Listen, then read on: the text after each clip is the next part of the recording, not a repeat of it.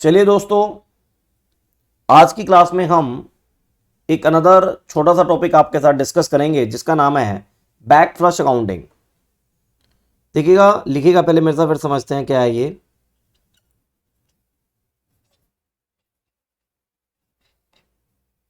Back flush costing या accounting.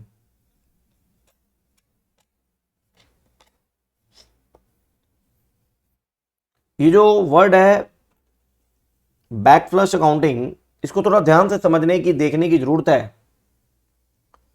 कि back flush accounting क्या कहता है, किस बेसिस पे ये कॉन्सेप्ट डेवलप हुआ है, समझेंगे। पहले तो मैं एक बार बहुत सिंपल क्लियर कर दूं, जो बैक फ्लश अकाउंटिंग है वो यूज होती है विद जीआईटी सिस्टम। कैसे बताता हूं, just in time system.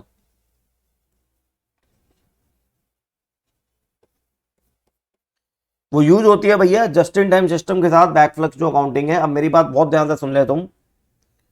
GIT के अंदर क्या करते थे, रॉ मटेरियल जैसे ही आए सीधा प्रोडक्शन प्रोसेस में जाए और जितनी क्वांटिटी में आए, जितना रिक्वायर्ड है उतना ही मंगाए और प्रोडक्शन प्रोसेस में चला जाए। मतलब स्टॉक मेंटेन करने की टेंशन जीआईटी सिस्टम अवॉइड करता है कि स्टॉक मेंटेन ना करो। ठीक है। फिर हमने जीआईटी के अंदर एक मैनेजमेंट टेक्निक का यूज करा लास्ट क्लासेज में, जिसका नाम था थ्रूपुट अकाउंटिंग। वो थ्रूपुट अकाउंटिंग क्या करती है, जीआईटी के प्रोडक्शन सिस्टम को इंप्रूव करती है, बेहतर करती है, दैट इज ऑप्टिमाइज करती है।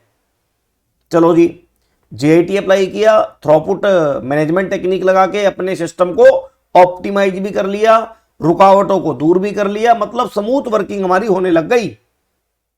अब फिर बैक फ्लश आती है सामने, और बैक फ्लश कहती है कि भाई जब तुम जीआईटी फॉलो कर रहे हो and throughput accounting management technique का यूज करके जीआईटी को संपन्न कर रहे हो, तो आप अकाउंटिंग करने के लिए ना, आप कॉस्ट की रिकॉर्डिंग, अकाउंटिंग, कॉस्ट अकाउंटिंग का मतलब क्या, कॉस्ट की रिकॉर्डिंग।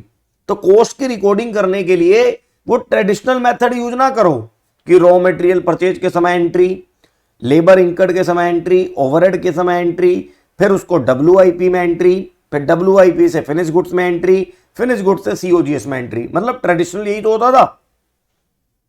लेकिन बैक फ्लश कहती है नहीं, जब आप रॉ मटेरियल को लाके सीधा प्रोडक्शन में ही जाने वाले हो और ऑप्टिमाइज तरीके से प्रोडक्शन फास्ट होने वाला है, तो ऐसे केस में सब चीजों की अलग से एंट्री करना कोई कंपलसरी नहीं है। फालतू में इतने खर्चे करने की जरूरत नहीं है, पूरा एक सिस्टम मेंटेन करने की जरूरत नहीं है। तो बैक फ्लश क्या सुनिएगा आराम से। सबसे पहले तो बैक फ्लश अकाउंटिंग जो है वो जीआईटी सिस्टम के साथ यूज होती है।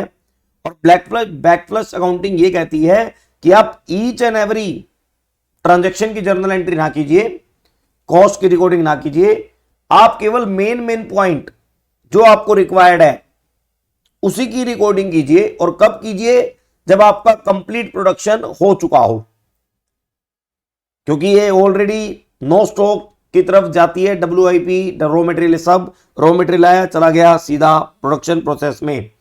तो पॉइंट नंबर 1 लिख लीजिए, मैं आपको लिखवाता हूं, क्योंकि मैं फिर कहता हूं स्टडी मटेरियल ही सब कुछ है, वहां से पढ़ना बहुत जरूरी है। क्या कहता है सुनेगा, बैक फ्लश कॉस्टिंग या back flush accounting is a product cost accounting approach that as the name suggest flushes back. Flushes back का मतलब जिस दिन हमारा फिनिश गुड बन जाएगा उस दिन से हम बैक सोचना स्टार्ट करेंगे, अच्छा क्या क्या हुआ है, क्या क्या हुआ है। The cost from the end of production process, fleshy back the cost from end of the production process. जिस दिन हमारी प्रोडक्शन प्रोसेस एंड हो जाए उस दिन से हम बैक कॉस्ट देखना शुरू करेंगे। It is different from the traditional. Traditional के अंदर क्या होता है, रॉ मटेरियल की, लेबर की, सबकी एक एक चीज की बुकिंग हो रही है, फिर डब्ल्यूआईपी तक जाएगा। लेकिन यहां पर ऐसा नहीं है। लेकिन इस सिस्टम में रिकॉर्ड की जाती है कॉस्ट को आफ्टर प्रोडक्शन प्रोसेस एंड। देखो, तो ये क्या है, back flush product cost accounting. Back flush जो है लिख लेंगे, साथ क्या लिखना भी है, it is a product cost, product cost, accounting approach,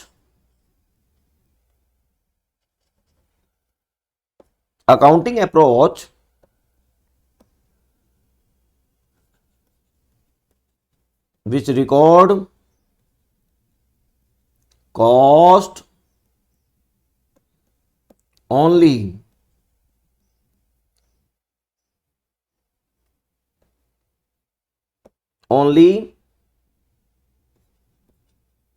when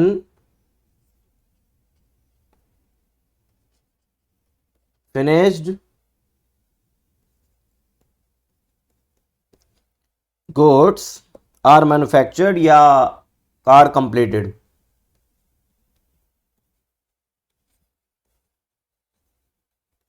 ये आपको बड़े ध्यान से देखना है। दैट इज हम कह सकते हैं that is a when production process and, जब आपकी प्रोडक्शन प्रोसेस कंप्लीट हो जाए तभी जाके आप अपने कॉस्ट की क्या करेंगे, रिकॉर्डिंग करेंगे। ट्रेडिशनल में क्या होता है, ऐसा नहीं होता, वो बिगिनिंग से लेके चलता है। यहां पर क्या है जी, नंबर 2, मैं आपको ट्रेडिशनल के अंदर बताता हूं क्या होता था।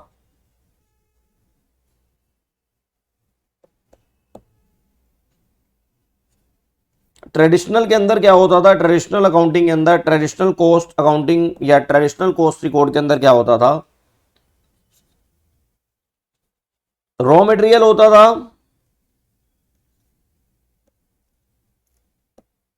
कुछ लेबर होती थी, कुछ ओवरहेड होते थे। रॉ मटेरियल, लेबर, ओवरहेड,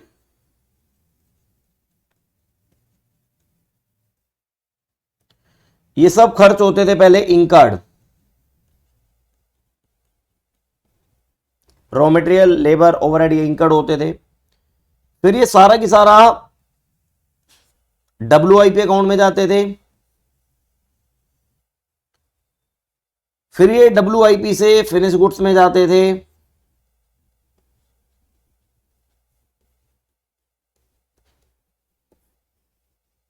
फिर ये फिनिश गुड्स से COGS में जाते थे। ये होता था ट्रेडिशनल के अंदर।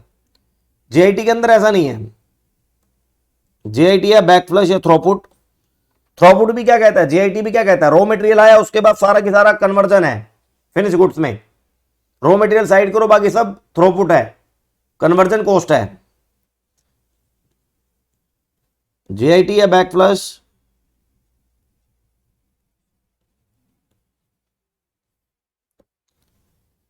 ये कहता है भैया रॉ मटेरियल हुआ,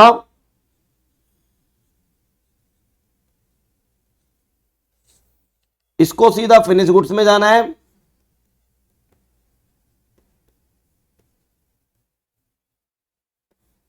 और फिनिश गुड्स तो COGS में जाएगा।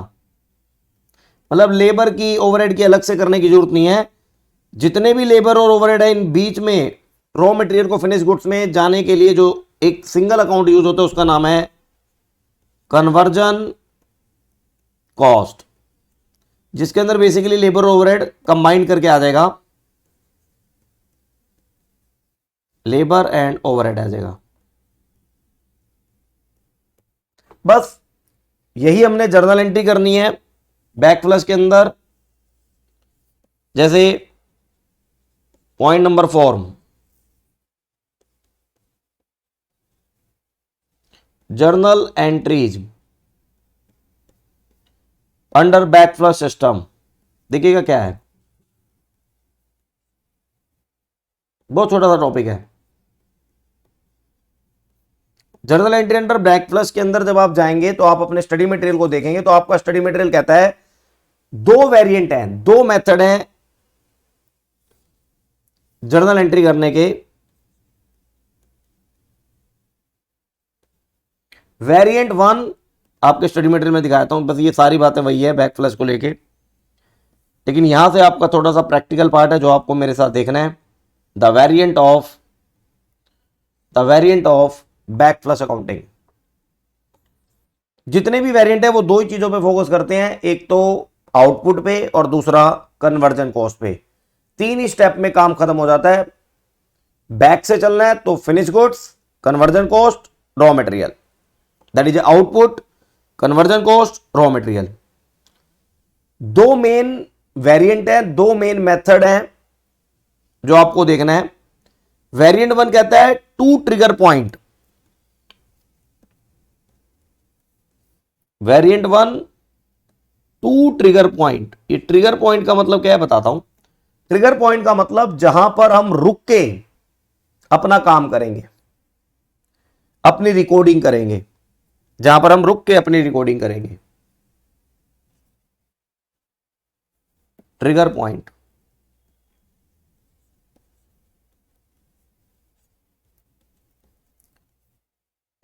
टू ट्रिगर पॉइंट और वेरिएंट टू है, दोनों के अलग अलग बता दूंगा, टेंशन ना ले। वन ट्रिगर पॉइंट मतलब एक ही सिचुएशन, एक ही पॉइंट को ध्यान में रख के हम अपना काम करेंगे।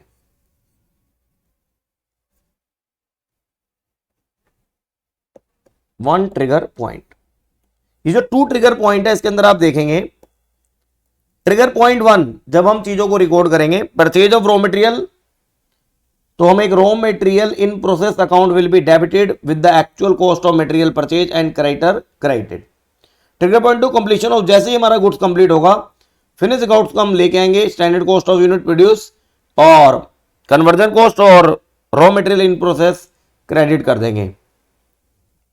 Under this variant there will be no two stock account, एक तो रॉ मटेरियल और दूसरा क्या है, फिनिश गुड्स, सिंपल। तो वेरिएंट वन के अंदर दो ट्रिगर पॉइंट है, एक trigger point one, trigger point to, TP one, trigger point one, trigger point to. एक तो रॉ मटेरियल परचेज दिखाना है भाई आपको,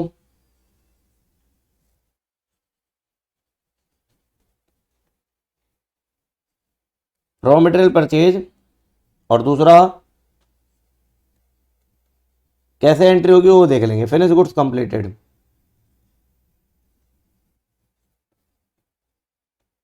और जो ट्रिगर पॉइंट वन है वो केवल कहता है रॉ मटेरियल परचेज भी ना दिखाओ, आप केवल और केवल एक ही ट्रिगर पॉइंट पे फोकस करो, एक ही पॉइंट पे सारी रिकॉर्डिंग करो, वो है finish goods completed. Finish goods completed. अब जर्नल एंट्री होंगी कैसे मैं आपको बताता हूं। सबसे पहले वेरिएंट वन जो कि शो करता है टू ट्रिगर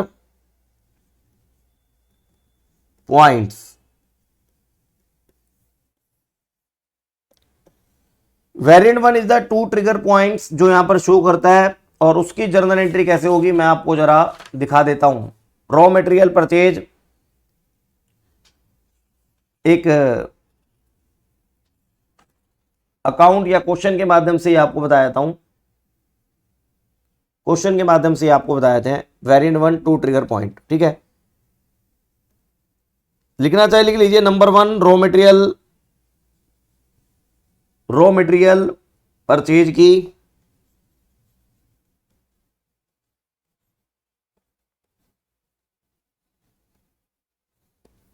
जब आप रॉ मटेरियल परचेज करेंगे तो होगा account RIP, raw material in process,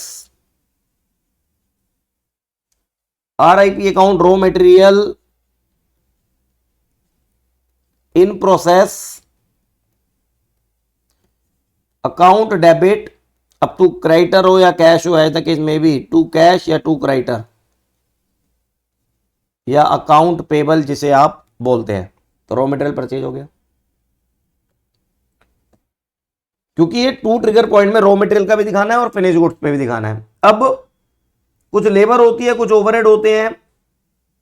अब लेबर ओवरहेड आपको दिखाने की जरूरत नहीं है, उसके लिए एक अकाउंट होता है जिसका नाम है लेबर एंड ओवरहेड, के लिए एक अकाउंट है जिसका नाम है कन्वर्जन कॉस्ट।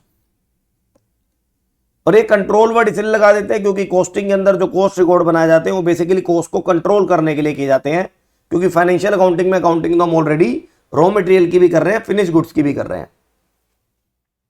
तो यहां पर सिंपल होगा, लेबर और ओवरहेड के केस में conversion cost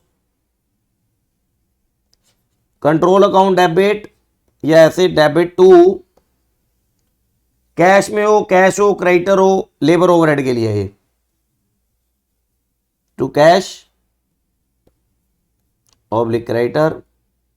generally labour cash में ही होती है, ओवरहेड आपके कैश क्रेडिट दोनों हो जाते हैं।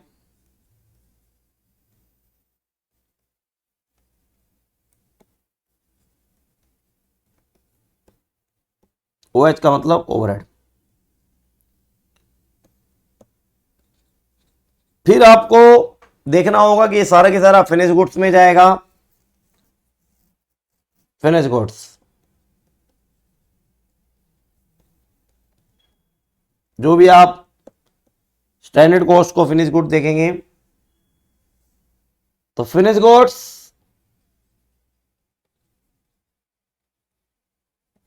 अकाउंट डेबिट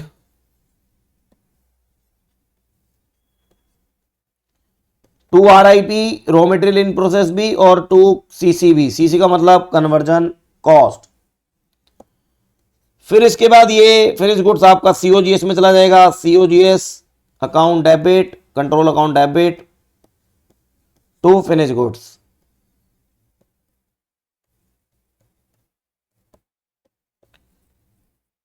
और कोई अंडर या ओवर रिकवरी है?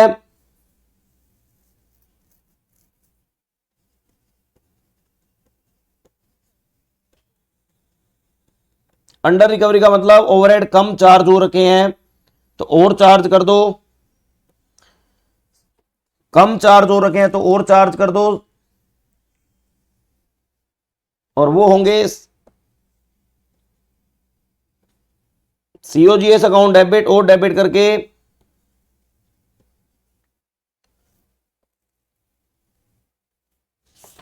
कन्वर्जन कॉस्ट के नाम से, या ओवरहेड कंट्रोल तो अकाउंट होता ही नहीं है, under recovery COGS account debit to overhead के अंडर रिकवरी है, तो ओवरहेड कंट्रोल ना होके वो एक तरीके से कन्वर्जन कॉस्ट ही है यहां पर,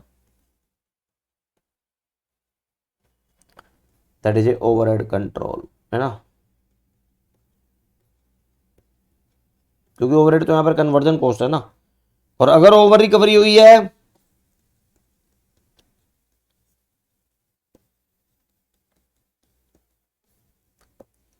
भाई, variant 1 raw material finish good दोनों ट्रिगर पॉइंट पे काम करता है।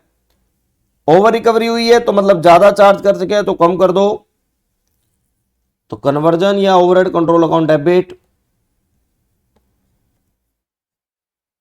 Conversion cost account debit to COGS account. इस तरह की कुछ बातें हैं जो आपको देखनी है। इसके बाद आएगा variant 2, variant 2 that is a one trigger point. वैसे तो वेरिएंट 1 ही ज्यादातर यूज होता है, one trigger point. One trigger point का मतलब ओनली फिनिश गुड्स की बात करनी है, रॉ मटेरियल परचेज को भी यहां पर नहीं दिखाना, रॉ मटेरियल परचेज को भी दोस्तों यहां पर नहीं दिखाना है, रॉ मटेरियल परचेज को भी दोस्तों यहां पर नहीं दिखाना है, परचेज के टाइम नहीं दिखाना, सीधा फिनिश गुड्स पे बात करेंगे। यहां पर सीधा कन्वर्जन कॉस्ट की बात होगी, रॉ मटेरियल नो एंट्री, सीधा कन्वर्जन कॉस्ट। वैसे तो होनी चाहिए only finish goods account debit to conversion cost, इस तरीके से सीधा रॉ मटेरियल। तो कन्वर्जन कॉस्ट के लिए सिंपल कन्वर्जन रॉ मटेरियल को नहीं दिखाना है बस यहां पर। Conversion cost account debit labour के लिए कैश, ओवरहेड के लिए कैश या फिर creditor. This is the labour, this is the overhead, बाकी सब कुछ वही है, रॉ मटेरियल नहीं आएगा यहां पर। फिनिश गुड्स आएगा, आएगा यस, बाकी सारा भाई अंडर रिकवरी और रिकवरी सब वही। पर रॉ मटेरियल ट्रिगर 1 में नहीं आएगा, तो सीधा यहाँ पर आएगा REIP अकाउंट रॉ मटेरियल के लिए, तो CC account labour and overhead के लिए। फिर यही COGS अकाउंट में चला जाएगा टू फिनिश गुड्स,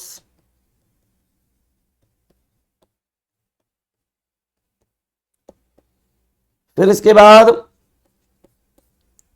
यही आपका अंडर रिकवरी ओवर रिकवरी है, तो एज तक इसमें भी आप देख लेना सेम वही। अंडर रिकवरी का मतलब कम चार्ज हुए हैं और कर दो COGS account debit to conversion cost या ओवरहेड कंट्रोल है। ओवर रिकवरी का मतलब ज्यादा चार्ज है उसे एडजस्ट करें,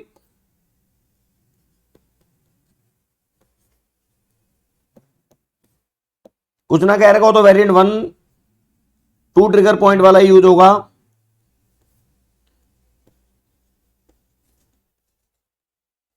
कन्वर्जन कॉस्ट अकाउंट डेबिट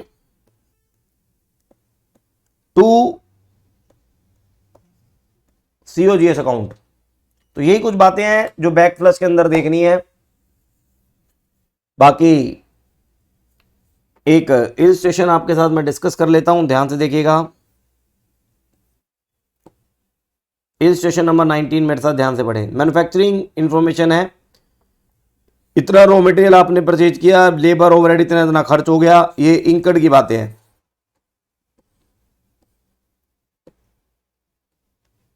इतनी यूनिट मैन्युफैक्चर हुई, इतनी सेल हुई, standard cost, raw material labour overhead की ये सारी की सारी स्टैंडर्ड कॉस्ट है, टोटल इतना। ओपनिंग स्टॉक कुछ भी नहीं है भाई, जनरल एंट्री करो वेरिएंट 1 और वेरिएंट 2 के हिसाब से, वेरिएंट 1 वेरिएंट 2 के हिसाब से जर्नल एंट्री करनी है। देखो इलस्ट्रेशन 19 जब आप देखेंगे तो वेरिएंट 1 में 2 ट्रिगर पॉइंट है, रॉ मटेरियल परचेज यस दिखाया जाएगा, तो हम सबसे पहले एंट्री करेंगे रॉ मटेरियल परचेज, जो भी अमाउंट है उसे लिखेंगे हम। तो अकाउंट होगा RIP raw material in process, raw material in process भाई,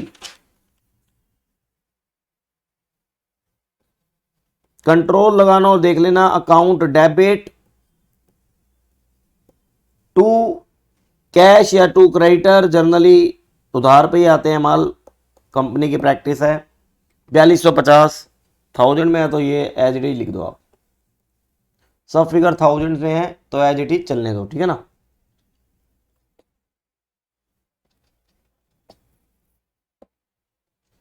सेकंड अब जो लेबर और ओवरहेड है उसके लिए आएगा conversion cost, labour and overhead के लिए आएगा कन्वर्जन कॉस्ट। हम एंट्री करेंगे conversion cost, conversion cost control account debit to cash या टू क्रेडिटर या कैश ओवरहेड के लिए। लेबर है 2800 की और वो है 1640 के, तो जो भी खर्च हुए हैं वो दोनों के दोनों हम जोड़ देंगे 4440।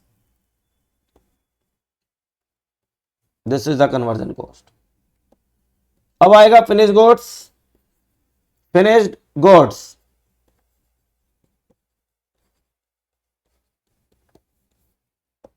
फिनिश गुड्स जब होगा तो फिनिश गुड्स के अंदर आप देखेंगे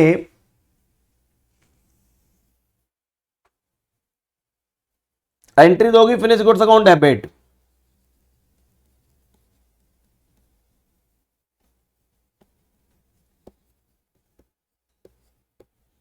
finish goods control account debit तो होगा भाई, फिनिश गुड्स कंट्रोल अकाउंट तो डेबिट होगा ही, finish goods control account debit होगा। अब जितनी यूनिट बनी है सब 30 में, तो वही। और पूरी की पूरी स्टैंडर्ड कॉस्ट से हम लेंगे 44, जिस रेट से पूरी की पूरी 7920। इसमें 2 आएगी स्टैंडर्ड कॉस्ट आरआईपी की, जो एक्चुअल में खर्च हुआ वो साइड कर दो, और 2 कन्वर्जन कॉस्ट सीसी 180 इंटू में 24, इस तरीके आपको देखना पूरा 44, 3600 और 4320। नंबर 4, आपको सीओजीओ में जाएगा जो बिका है, तो सीओजीएस अकाउंट डेबिट यूनिट बिकी है 145,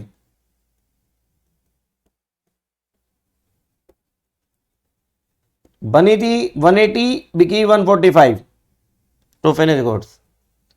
तो बाकी फिनिश गुड्स में रह जाएगा कुछ स्टॉक, सिंपल है, रेसिड्यूअल से।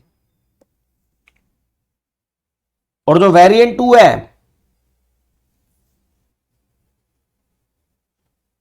जर्नल एंट्री और लेजर, लेजर भी बनाना है तो लेजर भी बना लो भाई। लेजर क्या बनेगा, एक बनेगा raw material in process account, opening कुछ है नहीं तो वो नील हो जाएगा, टू बैलेंस बीडी नील हो जाएगा,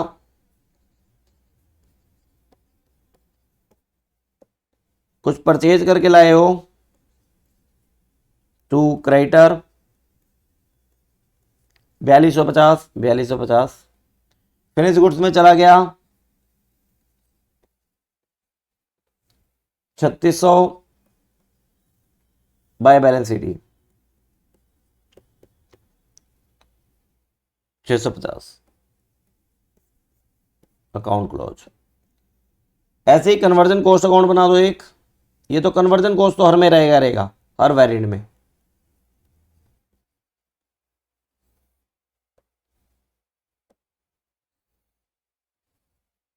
कन्वर्जन कॉस्ट को ओपनिंग क्लोजिंग कुछ नहीं होगा,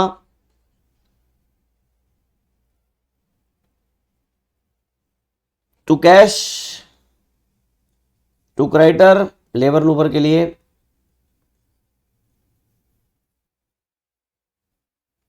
दोनों मिला के था 4440, इन दोनों के लिए है ना। ये बाय फिनिश गुड्स में चला जाएगा, जितना चार्ज हुआ 4320 बाय बैलेंस सीडी। बेसिकली ये ना कोई स्टॉक है ना कुछ, हम इसे राइट ऑफ करते हैं, जितना बच गया वो P&L में राइट ऑफ हो जाएगा हमारा, कॉस्टिंग P&L में जितना चार्ज नहीं हुआ राइट ऑफ ही होगा भाई। फिर एक फिनिश गुड्स अकाउंट बनेगा,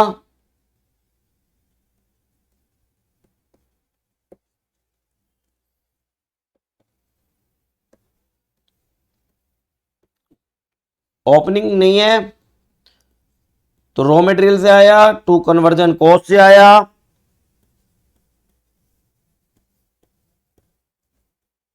बाय सीओ जीएस में गया, और by balance CD, this is the closing stock by balance CD carry forward 1540। ऐसे सीओजीएस अकाउंट होगा, सीओजीएस में सेल नहीं दे रहा तो उसे आप छोड़ दें।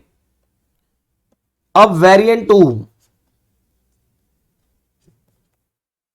उसके अंदर तो रॉ मटेरियल भी नहीं आता, सीधी कहानी शुरू होती है फिनिश गुड से, लेकिन कन्वर्जन कॉस्ट तो हर किसी में आती है। तो पहली एंट्री होगी conversion cost account debit, to cash labour के लिए, टू क्रेडिटर ओवरहेड के लिए। अमाउंट कितना है वो आप लिख लीजिए, 4440, 2800 और 1640।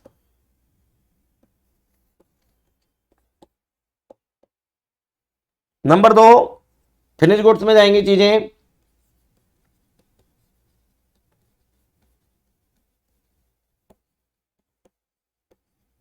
Finish goods account debit to RIP आ जाएगा डायरेक्ट यहां पर, और टू सीसी आ जाएगा डायरेक्ट यहां पर, और आरपी वही जो आपने चार्ज किया है, परचेज की एंट्री नहीं आएगी। सीसी वही जो आपने चार्ज किया है स्टैंडर्ड कॉस्ट के अकॉर्डिंग। फिर यही सीओजीएस में चला जाएगा, मतलब रॉ मटेरियल परचेज की एंट्री रिकॉर्ड नहीं होगी, सीधा चार्ज की होगी सीओजीएस फिनिश गुड्स पे।